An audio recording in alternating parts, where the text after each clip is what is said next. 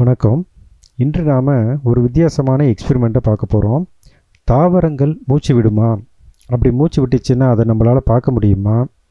இந்த தாமரை இலையை பாருங்கள், அதில் என்ன நடக்குதுன்னு அது புரிஞ்சிக்க முடியுதா? அதை பற்றி தெளிவாக நம்ம தெரிஞ்சுக்கிறதுக்கு இந்த வீடியோவை தொடர்ந்து பாருங்கள். தாவரங்கள் மூச்சு விடும். வெளியிலேருந்து காற்றை உள்ளே இழுத்து மறுபடியும் வெளியில் விடுது. இப்போ நாம் எப்படி மூச்சு விடுறோம் அப்படிங்கிறத பார்ப்போம். இப்போ நம்ம வெளியிலேருந்து காற்றை அட்மாஸ்பியரிக் ஏரை மூக்கு வழியாக உள்ளார இழுத்து லங்ஸுக்கு கொண்டு போயிட்டு அப்புறம் லங்ஸ்லேருந்து மறுபடியும் வெளியில் விடுறோம். இந்த நிகழ்ச்சிக்கு பேர் தான் மூச்சு விடுதல்னு பேர். இதை நம்ம சுவாசித்தல்னு சொல்லக்கூடாது, மூச்சு விடுதல். இப்போ தாவரங்களும் இதே வேலையை செய்யுது. இதுக்கு சிறப்பான ஆர்கன்லாம் ஒன்றும் பெருசாக இல்லைனாலும் வெளியிலேருந்து காற்றை உள்ளார இழுத்து ஒரு சின்ன துளை வழியாக உள்ளார கொண்டு போகுது. அந்த துளைக்கு பேர் ஸ்டோமான்னு பேர். அது ப்ளூரலில் ஸ்டொமேட்டா அப்படின்னு சொல்லுவோம். அப்படி உள்ளார போன ஏர் மறுபடியும் வெளியில் வரும். இப்போ உள்ளார போயிட்டு வெளியில் வரக்கூடிய ஏரில் சில மாற்றங்கள் இருக்கும். தாவரங்கள் இந்த சமயத்தில் தனக்கு தேவையான கார்பன் டை ஆக்சைடு எடுத்துக்கிட்டு ஆக்சிஜனை வெளியில் விட்டுரும். இந்த கார்பன் டை ஆக்சைடையும் நீரையும் சூரிய ஒளியினுடைய உதவியினால் ஒன்று சேர்த்து உணவுப் பொருளை தயார் பண்ணுது தாவரங்கள்லாம். இப்படி தயார் பண்ணக்கூடிய உணவையும் அப்போ உற்பத்தி ஆகக்கூடிய ஆக்சிஜனையும் தான் நம்ம தாவரங்களிடமிருந்து நேரடியாக எடுத்துக்கிறோம். இப்படி எடுத்துக்கக்கூடிய இந்த பொருட்களை நம்ம உடம்புக்குள்ளார செல்களுக்குள்ளார கொண்டு போய் சேர்த்து அங்கே இந்த ஆக்சிஜனையும் உணவையும் ஒன்றா சேர்த்து எனர்ஜியை ப்ரொடியூஸ் பண்ணி அந்த உடல் இயக்கத்துக்கு நாம் பயன்படுத்திக்கிறோம். பதிலுக்கு தாவரத்துக்கு நாம் என்ன கொடுக்குறோன்னு தெரியல. சுவாசித்தல், மூச்சு விடுதல் இரண்டுக்கும் இடையில உள்ள வித்தியாசம் நமக்கு நல்லா தெரிஞ்சிருக்கும்னு நினைக்கிறேன். அடுத்தது, தண்ணீருக்குள்ளார இருக்கக்கூடிய தாவரங்களுக்கு ஸ்டொமேட்டாலாம் கிடையாது. இது நேரடியாக தண்ணியில் இருக்கக்கூடிய கார்பன் டை ஆக்சைடை டிஃப்யூஷன்கிற ப்ராசஸ் மூலமாக உள்ளார இழுத்துக்கிட்டு சன்லைட் உதவியோட ஃபுட்டை ப்ரொடியூஸ் பண்ணும். அந்த சமயத்தில் ஆக்சிஜன் ரிலீஸ் ஆகும். அப்போ ரிலீஸ் ஆகக்கூடிய ஆக்சிஜனை டிஃப்யூஷன் மூலமாக வெளியில் விட்டுரும். அதை அங்கே இருக்கக்கூடிய அனிமல்ஸ் எடுத்துக்கும். இப்படி அந்த அனிமல்ஸுக்கும் பிளான்ட்ஸுக்கும் இடையில் ஒரு நல்ல ரிலேஷன்ஷிப் இருக்குது. இந்த சோதனைக்காக நான் சூஸ் பண்ண பிளான்ட் வந்து லோட்டஸ். இந்த தாவரம் பார்த்திங்கன்னா ஒரு வித்தியாசமான நீர்வாழ் தாவரம். இதனுடைய தண்டு, வேர் மற்றும் வேற்றிட வேர்கள் எல்லாமே மண்ணுக்குள்ளார இருக்கும். அதாவது தண்ணிக்குள்ளார இருக்கக்கூடிய மண்ணுக்குள்ளார இருக்கும். மற்ற இலை மற்றும் பூ பகுதிகள்லாம் பார்த்திங்கன்னா தண்ணீர் மட்டத்துக்கு மேலே இருக்கும். இலை தண்ணீர் மட்டத்திலேயே அகலமாகவும் நிறைய சன்லைட்டை கிரகிக்கக்கூடிய வகையில் நல்ல அழகாக அமைஞ்சிருக்கும். இதில் ஒரு வித்தியாசமான பண்பு நம்ம பார்க்கலாம். இதன் மீது எவ்வளவு தண்ணீர் ஊற்றினாலும் அது ஒட்டாது. காரணம் என்னன்னு கேட்டிங்கன்னா, இந்த ஸ்டொமேட்டா வந்து இலையினுடைய மேற்பகுதியில் அமைஞ்சிருக்கும். தொடர்ந்து மழை பெஞ்சிச்சுனாக்க அதால் சரியாக மூச்சு விட முடியாது இல்லையா? அதனால் நீர் ஒட்டக்கூடாதுங்கிறதுக்காக ஒரு சிறப்பான அமைப்பை இந்த இலையினுடைய மேற்பகுதி வச்சுருக்கு. அதுதான் இந்த பாப்பில்லாஸ் மற்றும் வேக்ஸ் கோட்டிங்.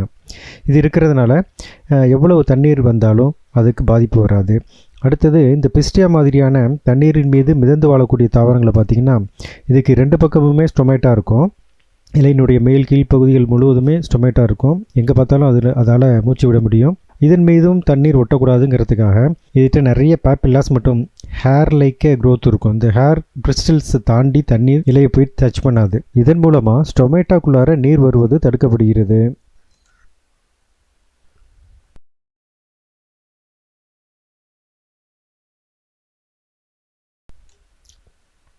அடுத்ததாக நம்ம வீடியோவினுடைய ரொம்ப இன்ட்ரெஸ்டிங்கான பகுதிக்கு வந்திருக்கோம்.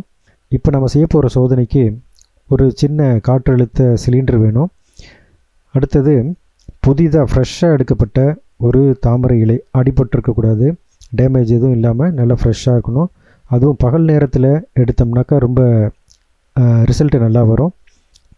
இதனுடைய இலை காம்பு வந்து குறைஞ்சது ஒரு 4 இன்ச்சு 5 இன்ச்சு இருக்கிற மாதிரி கட் பண்ணி எடுத்துக்கணும். இந்த இலை காம்பின் மீது ரொம்ப சாஃப்டான டெஃப்லான் டேப்பை ரொம்ப சாஃப்டாக ரோல் பண்ணணும். ரொம்ப அழுத்தி ரோல் பண்ணிங்கன்னா அது உடஞ்சி போகும். அப்புறம் காற்று பரிமாற்றம் இருக்காது, காற்று போகாது.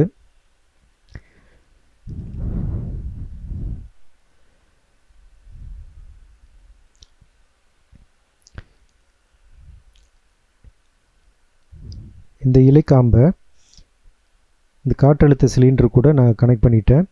இப்படி கனெக்ட் பண்ணப்பட்ட இந்த இலை அமைப்பை அப்படியே கொண்டு போய் ஒரு தண்ணீர் தொட்டிக்குள்ளார வைக்கிறேன்.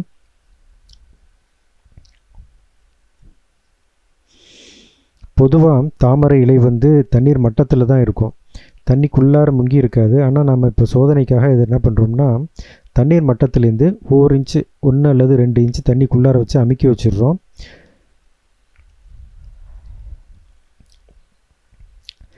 இப்பயும் பாருங்கள், அது மேலே தண்ணீர் ஒட்டாது. ஒரு சின்ன மெல்லிய வேக்ஸ் கோட்டிங் இருக்கிறது நல்லா பளிச்சுன்னு தெரியுது பாருங்கள். இப்போ நான் சிலிண்டர்லேருந்து காற்றை திறந்து விடுறேன்.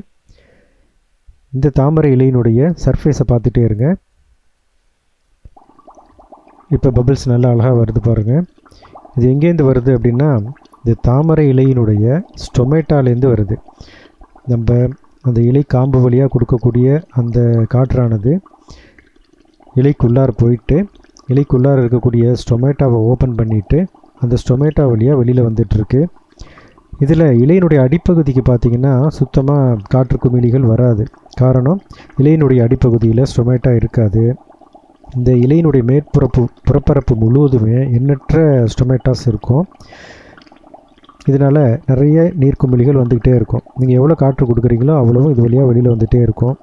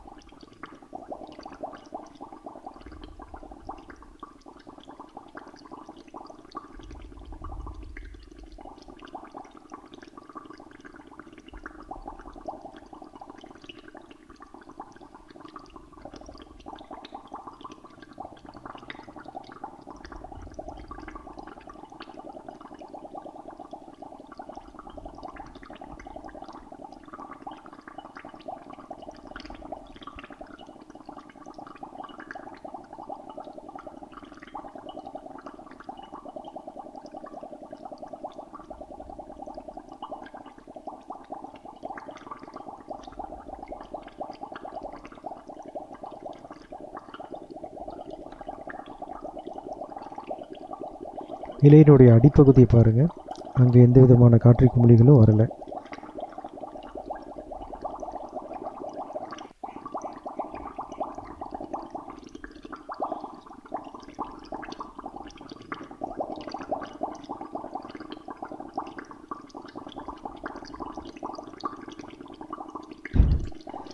இந்த இலைக்கு நாம் கொடுக்கக்கூடிய காற்றழுத்தம் குறைஞ்சது ஒரு 50லேருந்து 60 கிராம் பெர் சென்டிமீட்டர் ஸ்கொயர் இருந்தால் நல்லாயிருக்கும். ரிசல்ட்டு நல்லா வரும். இதை விட அதிகமாக கொடுக்கணும்னு அவசியம் இல்லை. இது வரைக்கும் தாவரத்தினுடைய இலையிலேருந்து ஸ்டொமேட்டா மூலமாக கேசியஸ் எக்ஸ்சேஞ்ச் நடக்குது அப்படிங்கிறத பார்த்தோம். இப்போ அந்த ஸ்டொமேட்டாவை நேரடியாக பார்த்தா எப்படி இருக்கும்? அதுக்காக ராத்திரி 12 மணிக்கு இந்த ஹைபிஸ்கஸ் பிளான்ட்லேருந்து நல்லா தூங்கிட்டு இருக்கிற ஹைபிஸ்கஸ் பிளான்ட்லேருந்து 2 லீஃபை பிச்சுட்டு வரலான்னு இருக்கேன்.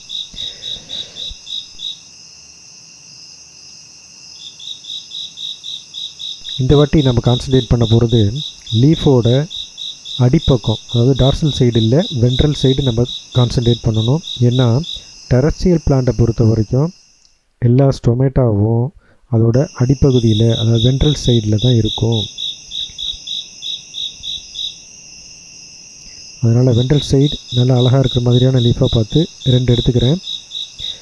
பக்கத்துலேயே அவரை செடி இருக்குது. இதோட ஸ்டொமேட்டாவும் ஓரளவுக்கு ப்ராமினெண்ட்டாக இருக்கும். அதனால் இதையும் நாம் சோதனைக்காக எடுத்துக்கலாம். ராத்திரி பிளான்ட்ஸ்லாம் தூங்குமா அப்படின்னு ஒரு கொஷின் வரும். கண்டிப்பாக சன்லைட் போயிடுச்சுன்னா அதுக்கப்புறம் எல்லா பிளான்ட்ஸும் தூங்க ஆரம்பிச்சிடும். இதனோட டிரான்ஸ்பிரேஷனை குறைச்சிக்கும், ரெஸ்பிரேஷனை ஸ்டார்ட் பண்ணிடும். ஓகே, இதுதான் என்னோடய லேப். என்கிட்ட ஒரு சின்ன ஸ்டூடெண்ட் மைக்ரோஸ்கோப் தான் இருக்குது. கொஞ்சம் எக்ஸ்ட்ரா சில ஐட்டங்கள், ஒரு ஸ்லைடு, அடுத்தது நம்மளோட ஸ்பெசிமன், இதனுடைய மேற்பகுதியை பாருங்கள், நல்லா கிளியராக இருக்குது. இந்த பகுதியை பார்த்திங்கன்னா கொஞ்சம் ரஃப்பாக இருக்கிற மாதிரி தெரியும். அதுதான் நிறைய ஸ்டொமேட்டாஸ் இருக்கிறதுக்கு உண்டான அடையாளம். அடுத்தது இந்த மாதிரி கேவிட்டி ஸ்லைடு கூட நம்ம யூஸ் பண்ணலாம். பட் நம்ம இன்றைக்கி பிளெயின் ஸ்லைடே யூஸ் பண்ணுவோம். அடுத்தது நல்லா அக்யூரேட்டாக கட் பண்ணுறதுக்காக ஒரு சர்ஜிக்கல் நைஃப். இது ரொம்ப ஷார்ப்பாக இருக்கும். ஹேண்டில் பண்ணும்போது கொஞ்சம் கேர்ஃபுல்லாக ஹேண்டில் பண்ணணும். தவறுதலாக கையை வச்சிட்டோம்னா முடிஞ்சிச்சு. இப்போ லீஃபோட வென்ட்ரல் சைட்லேருந்து ஒரு சின்ன கட் ஒன்று எடுத்துக்கிறேன்.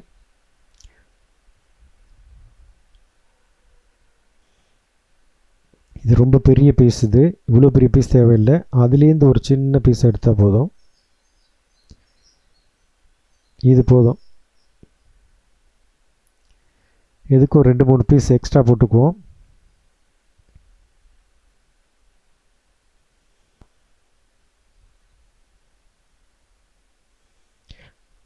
மறந்துடாமல் இந்த நைஃபை க்ளோஸ் பண்ணி வச்சிடணும்.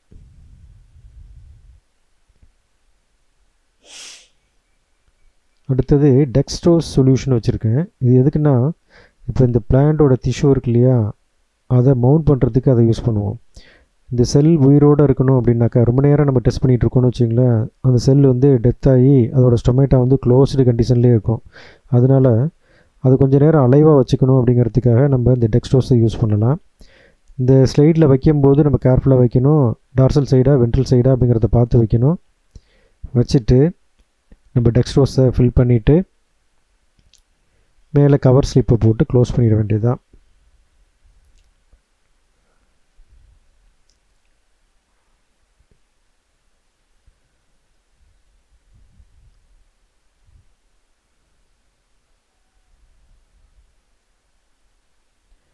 இப்போ இந்த டெக்ஸ்ட்ரோ சொல்யூஷனோடு இருக்கக்கூடிய இந்த டிஷ்யூ வந்து ரொம்ப நேரத்துக்கு இல்லை, ரொம்ப நாளைக்கு கூட உயிரோடு இருக்கும். கொஞ்சம் சன்லைட் இருந்துச்சுன்னா டக்குன்னு முழிச்சிரும். தென் ஃபோட்டோசிந்தசிஸ் கூட பண்ண ஆரம்பிச்சிடும். கொஞ்சம் நம்ம கார்பன் டை ஆக்சைடும் சப்போர்ட் பண்ணணும். பட் இப்போ நம்ம அதெல்லாம் பண்ண போகிறதில்ல, ஜஸ்ட்டு நம்ம அப்சர்வ் பண்ணுவோம்.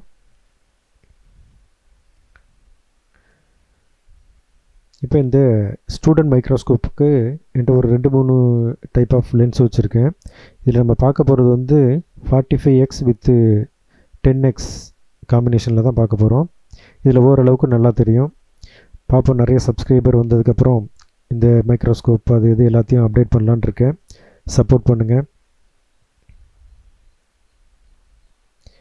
இப்போ நம்ம பார்த்துட்டு இருக்கிறது 45x மேக்னிஃபிகேஷன் ஆப்ஜெக்ட் பீஸும் 10x ஐ பீஸும் வச்சு பார்த்துட்ருக்கோம். கிட்டத்தட்ட 450 டைம்ஸ் மேக்னிஃபை பண்ணி பார்க்குறோம். இதில் நமக்கு ஐ மாதிரி தெரியுது இல்லையா, அது எல்லாம் ஸ்டோமா. அது எல்லாத்தையும் சேர்த்து ஸ்டொமேட்டான்னு சொல்லணும். ஒவ்வொரு ஐயும் ஒவ்வொரு ஸ்டோமா. இப்போ பாருங்கள், இது நல்லா தெரியுது பாருங்கள்.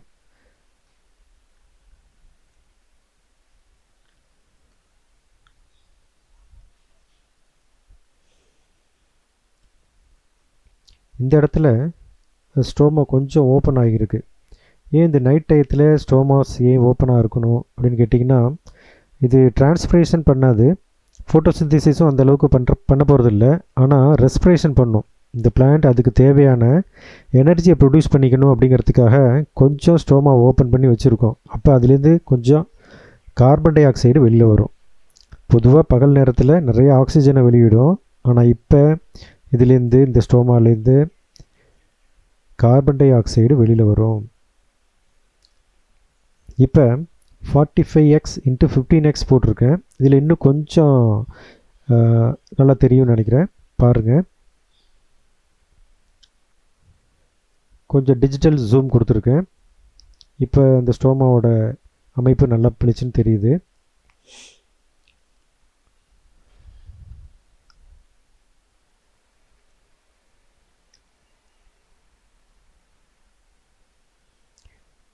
இதில் இருக்கக்கூடிய ஸ்டொமேட்டாஸ் எல்லாமே பார்த்திங்கன்னா மேக்ஸிமம் க்ளோஸ்டு கண்டிஷனில் தான் இருக்குது.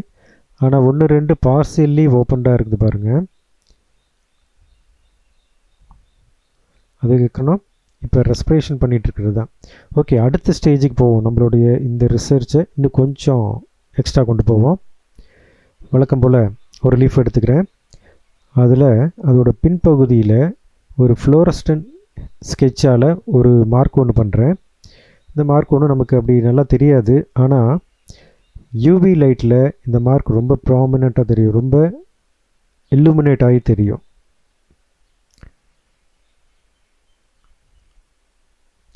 இப்போ இந்த லீஃபை கட் பண்ணி நாம் மைக்ரோஸ்கோப்பில் வச்சு அப்சர்வ் பண்ணி பார்ப்போம்.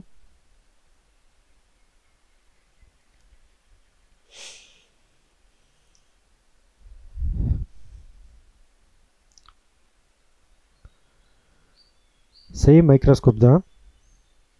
ஃபஸ்ட்டு நார்மல் லைட்டில் பார்த்துக்குவோம். இது 10x இன்ட்டு 10x, அதாவது 100 டைம்ஸ் மேக்னிஃபை பண்ணி பார்க்குறோம். இதில் நமக்கு ஸ்டொமேட்டா ஒன்றும் அந்த அளவுக்கு தெளிவாக தெரியல, பட் வெயின்ஸ் எல்லாம் நல்லா தெரியுது. இப்போ இந்த லைட்டை ஆஃப் பண்ணிவிட்டு நம்மளுடைய யூவி லைட்டை ஆன் பண்ணி பார்ப்போம்.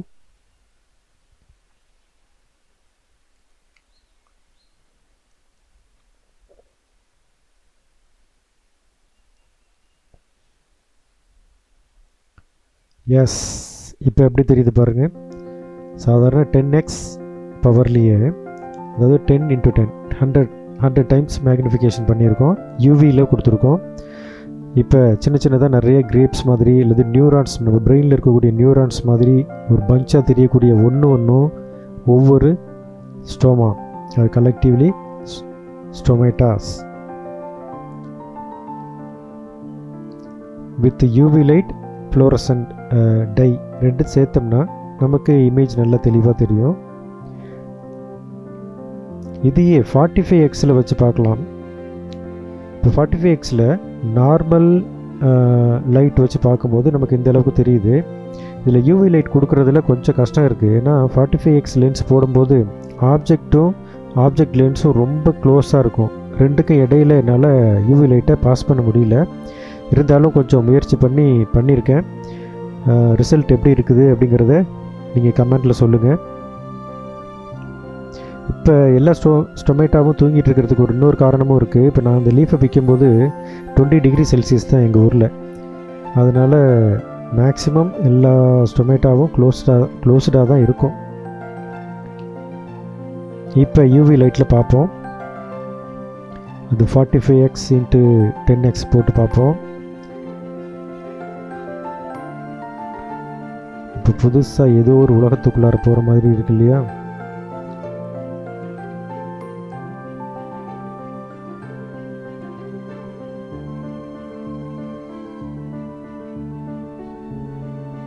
எஸ், இப்போ தெரியுறது பார்த்தீங்களா?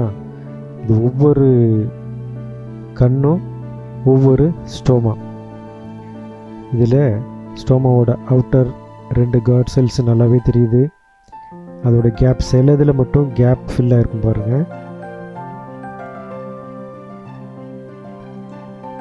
இந்த எக்ஸ்பெரிமெண்ட் உங்கள் எல்லாருக்கும் பிடிச்சிருக்குன்னு நம்புகிறேன். மறந்துடாமல் உங்கள் ஃப்ரெண்ட்ஸுக்கு ஷேர் பண்ணுங்கள். முக்கியமாக நம்ம சேனலை சப்ஸ்கிரைப் பண்ணுங்கள். பயாலஜி ரிலேட்டடாக உங்களுக்கு பிடிச்சமான டாபிக் எதுவும் போடணும்னு ஆசைப்பட்டீங்கன்னா கமெண்டில் சொல்லுங்கள். கண்டிப்பாக நம்ம செய்யலாம். நன்றி.